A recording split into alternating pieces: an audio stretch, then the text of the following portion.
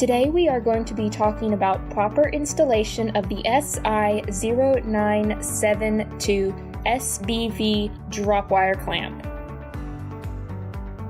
Remove the wedge from the clamp. Using the tabs on the outside of the clamp, rotate the captive bail to the wall of the shell. There is now adequate room to place the cable. Lay the cable flat against the bail.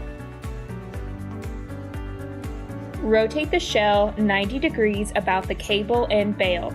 Grasp the front of the bail and the cable together. Insert the wedge to tighten the clamp on the drop.